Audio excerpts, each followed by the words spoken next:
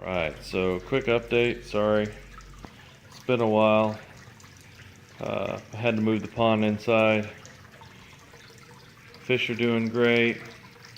Right now temp outside is about 45 degrees, but pond is maintaining 76 to 78. Right now it's about 77. You'll kind of see guppies here and there. The wild ones I caught for mosquito control. They're kind of hard to get on camera because they're small, and they're also dark, so when they move out into the open, when they're bigger, you can kind of see a couple of them if you unfocus your eyes.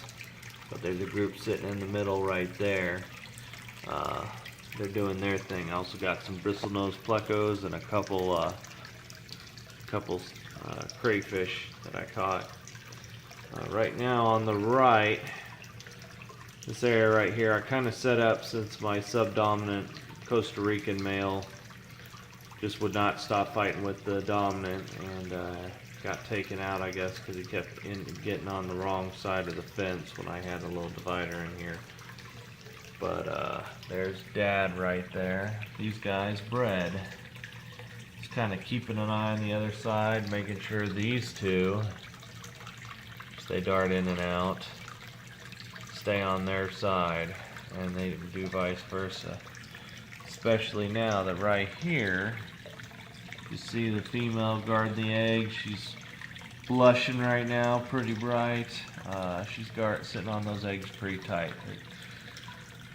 Got a lot of secure area over here, but I think they put them here so she could watch them because the light from the door and the light from here best hit it. So I do understand why they bred. That might be why these guys haven't bred. We'll have to see as time progresses. I'll be hopefully getting another light to put over this, so maybe that'll help. And another heater as well. But the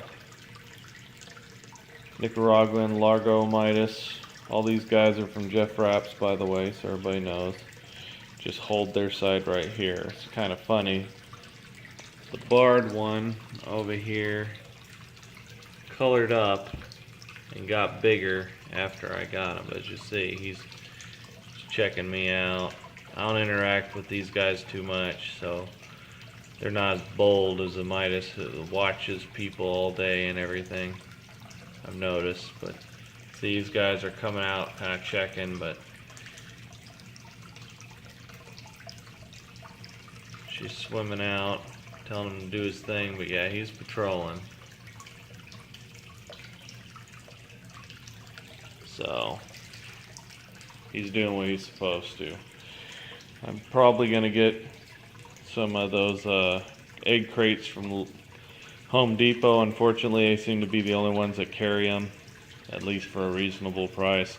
And I'll have to divide this straight down the middle, because I'm guessing as soon as these babies go waterborne and are swimming around and everything, they're going to want to expand their territory, and these two aren't going to have it.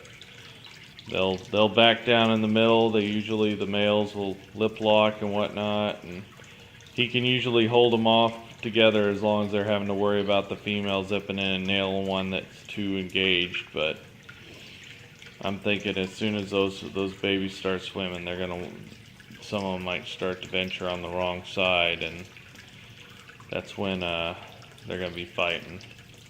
So I'll definitely be taking care of that as soon as that happens. Anyway, gonna pause this and take you guys inside. Okay, so here's the 125. You see, we got all types of fish, more plecos, usual platies, neon tetras. But here in a sec, when he zips out, you'll see somebody else. See if I can call him out, tap on the glass a little bit. See if he'll come out and see us.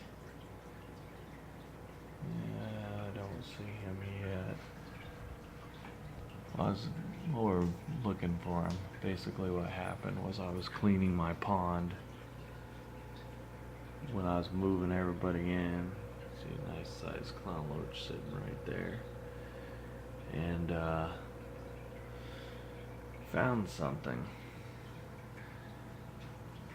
A little while back, we had a,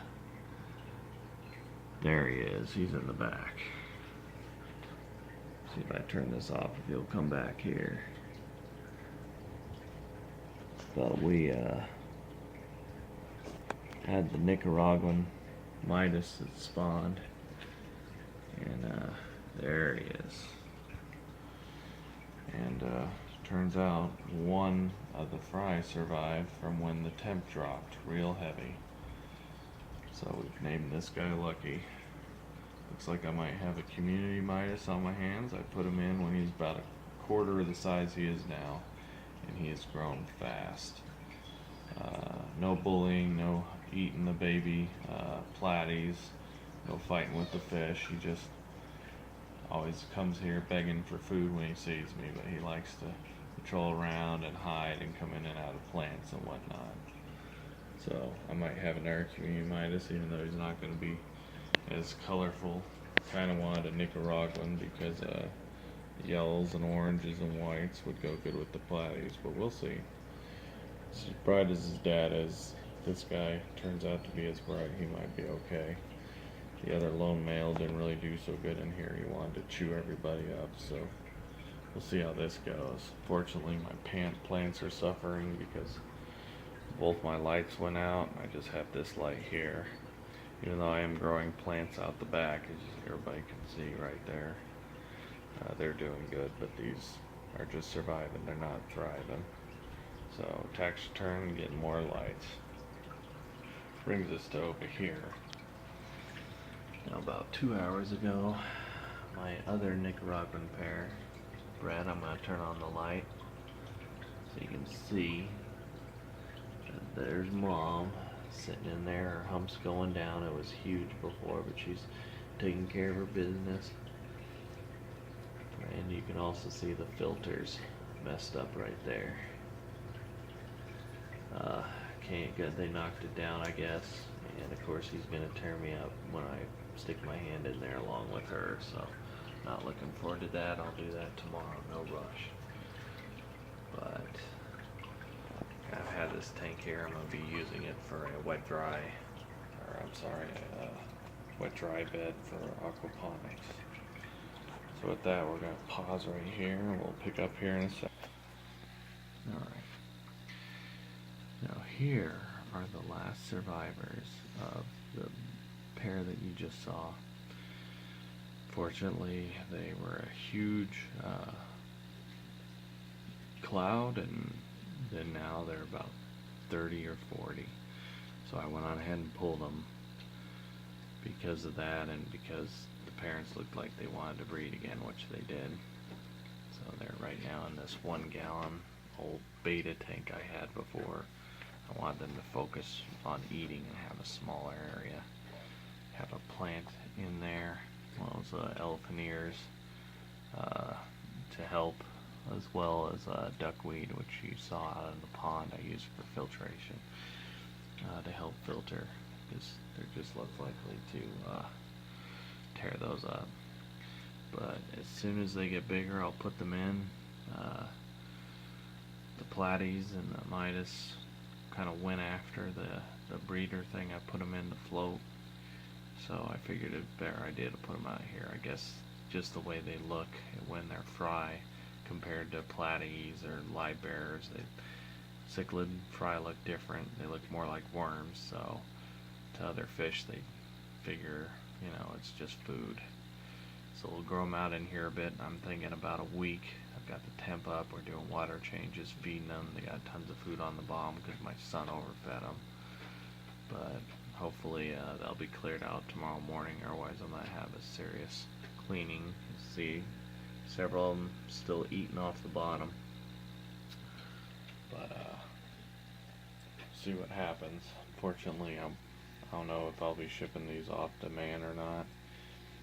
Kinda don't think that this is enough Midas to send, so I might be sending the other batch. I'll just have to buy a couple heating bags, because unfortunately, due to what happened in the last batch, we're behind schedule.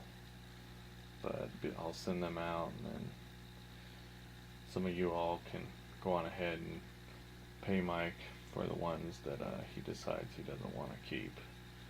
However he wants to do them, they'll be his. Disperse as he needs or wants. But apologize for the long-awaited video.